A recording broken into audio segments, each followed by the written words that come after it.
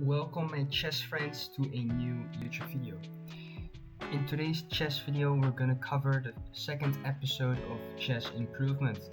If you don't know what the series means, check out the previous episode where I explain everything in there. Today we're going to talk about how I reached 1300 elo on rapidchess.com. I have 9 games for you. Without further ado, let's get into the first game. I was playing against a fellow Dutchman. We had a kind of peculiar setup with d6. We have bishop b5 and bishop d7 blocking the pin here. I eventually broke into the center with knight d4. And some moves later he decides to go for this trade. Which according to the engine is slightly better for black, but it's okay, it's alright. And here he makes a big mistake. Now I can capture on f6 and I'm simply a piece up, and this will go down into an endgame where I'm having a rook against a rook with an extra knight, and I should win this easily. However, I somehow blundered my knight, and it's still I'm still winning, but it's getting intense now. Eventually, we have this situation where I have 2 passed pawns, well 3, and I eventually have to sacrifice my rook, but these pawns are stronger than the rook, and with some endgame technique, I win this game in a checkmate, and that concludes game 1.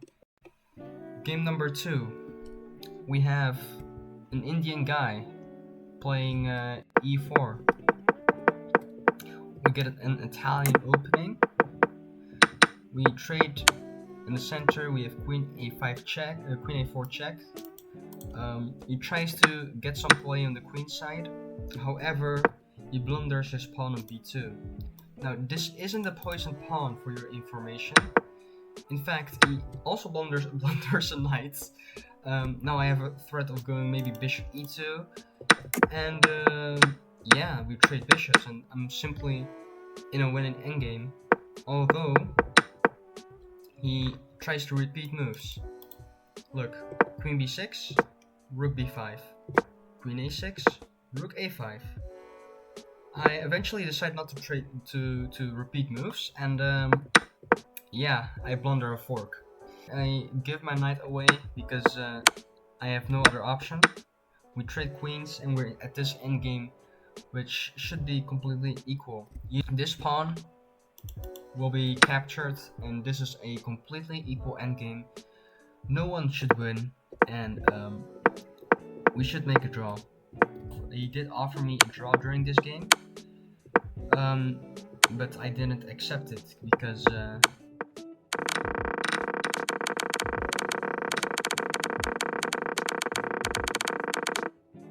yeah, that's game number 2.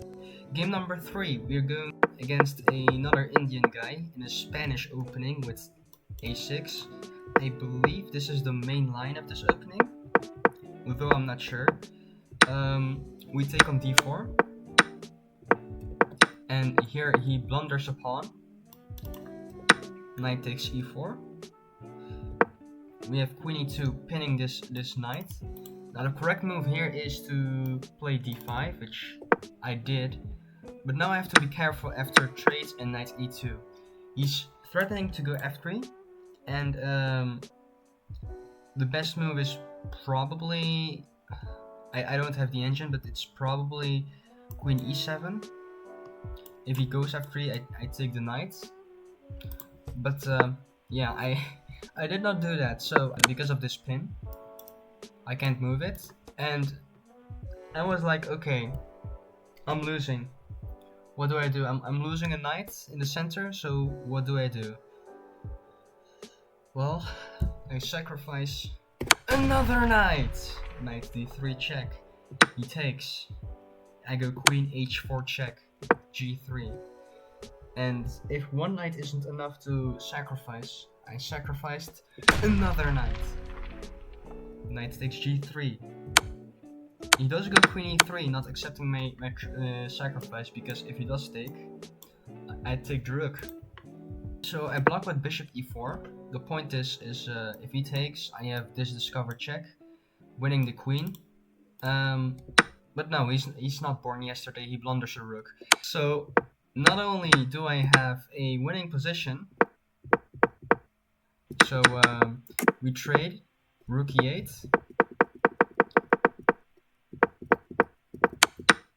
We trade rooks, and for some reason he blunders this fork. Knight e6.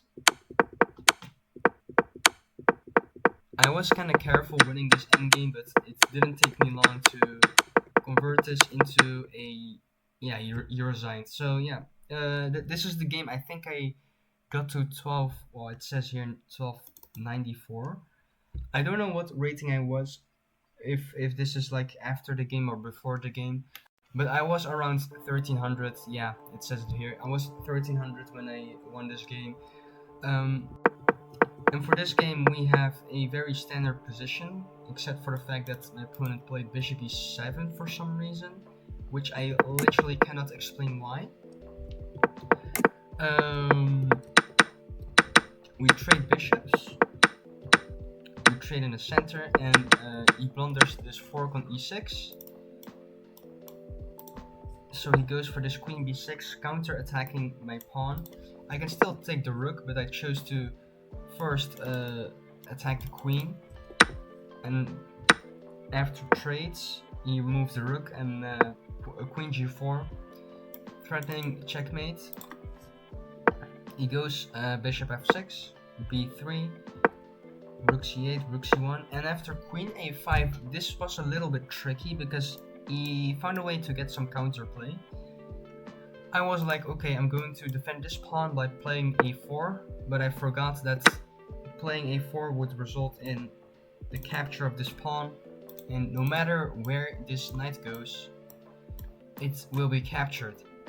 So my knight is effectively trapped.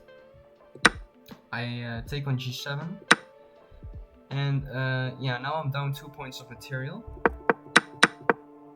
So I have to find a way to convert this. Now if he takes on e1, which he did in the game, we get a major imbalance, a queen against two rooks, and a bishop. He has a bishop extra, so that will be a very hard endgame for me to play. So we shuffle pieces for a bit, we trade some pawns.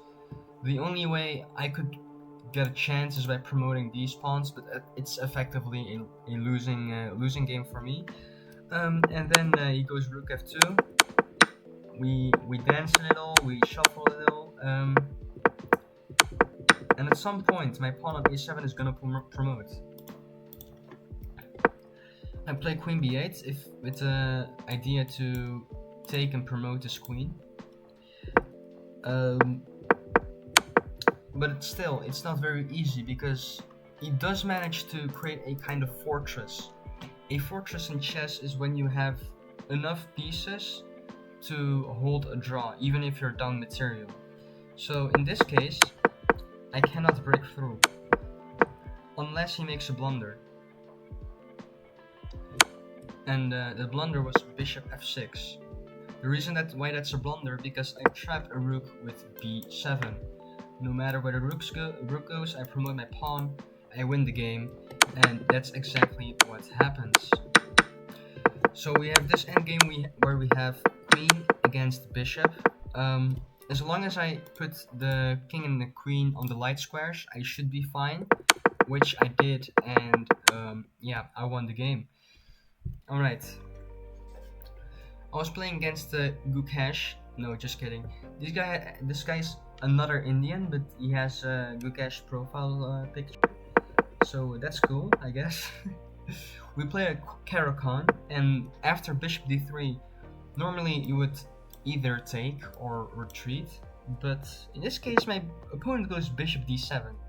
Now, if you pay me $1 million, €1 million, $1 million dirhams, does not matter, I could not explain bishop d7. I guess this is a new opening. So I just play normally. When after I played f6, another blunder. I have a checkmate in 3, which after queen h5, g6 takes. This is mate, but I decided to take the rook. So I'm up 3 points of material. Missed a checkmate in 1 move.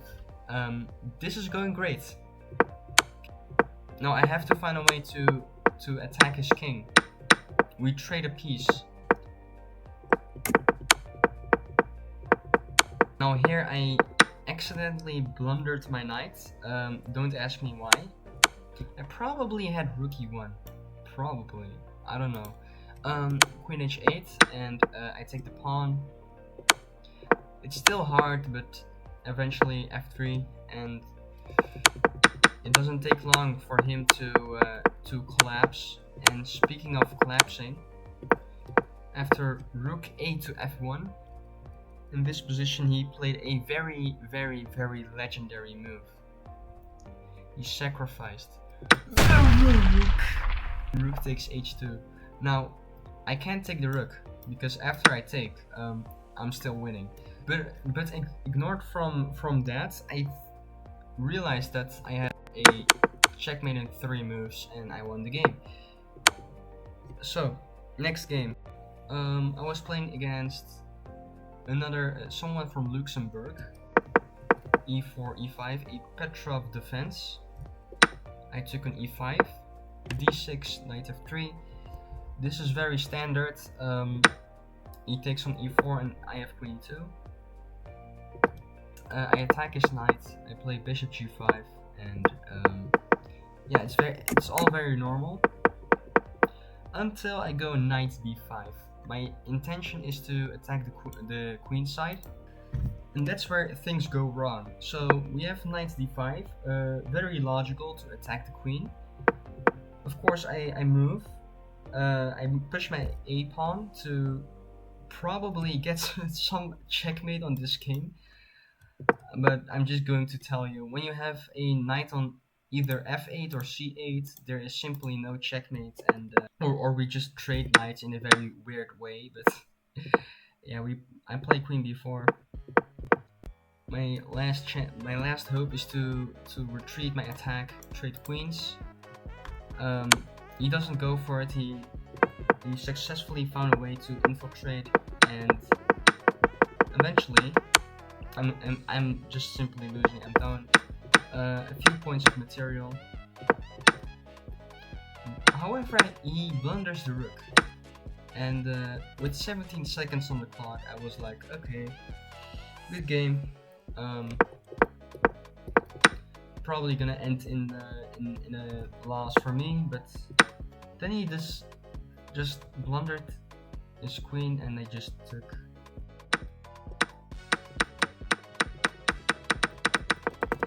Chess is such a weird game. Anyway, we're almost done with this nonsense.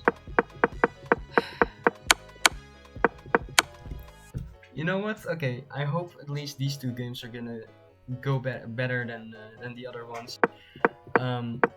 We have a King's Indian, very, very typical. I have bishop h6, very, very unique move, trying to get my queen on the king side.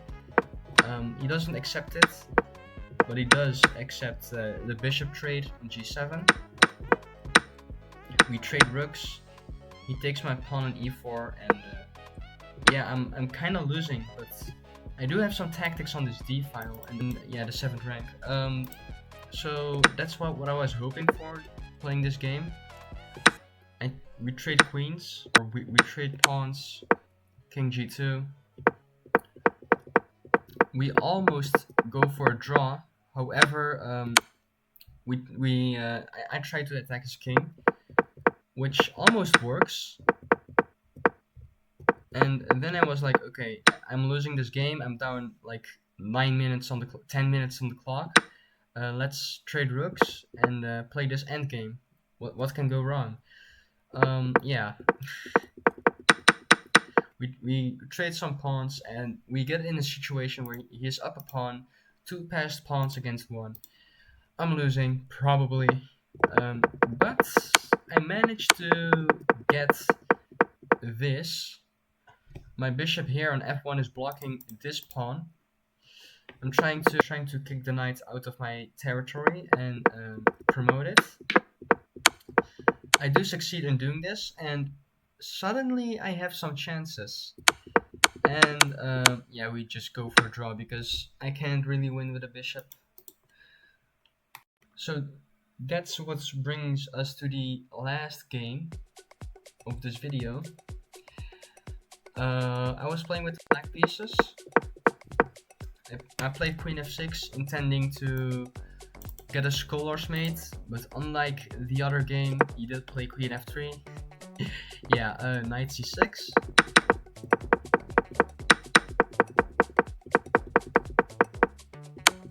We trade bishops. I push my pawn. This is an overextension because I am allowing my opponent to get a passed pawn. But I had a plan in mind. That was rook a7 followed by rook a8.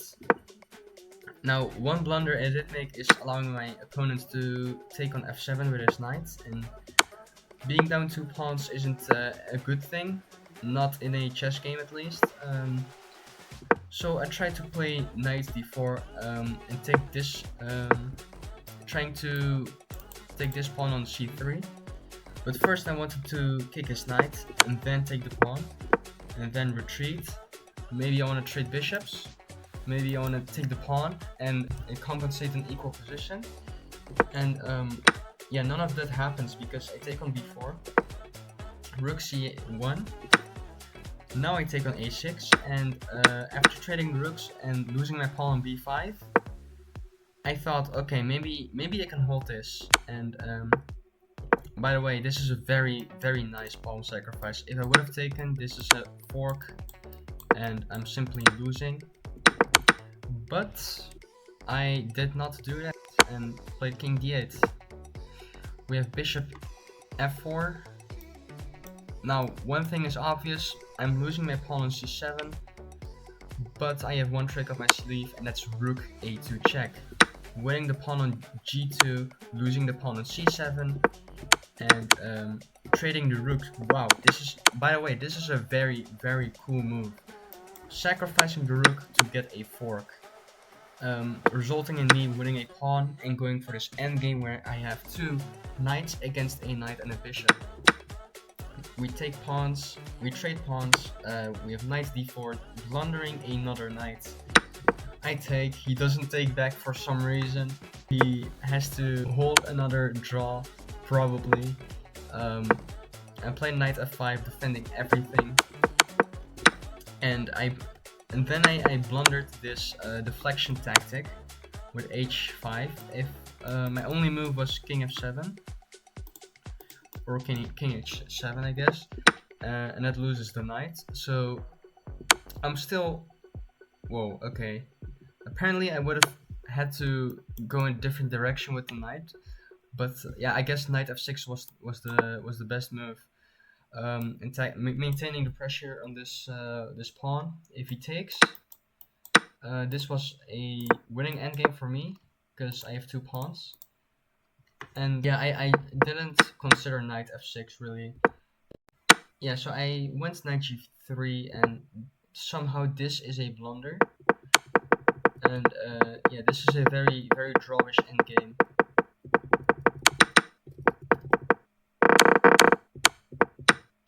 And we both got a draw. So that was the 9 games of this video. That's how I got to 1300 elo. I hope you enjoyed this video. I'll probably make more of this type of content. If you have any suggestions, let me know in the comments. With that being said, I'll see you in the next one. Goodbye.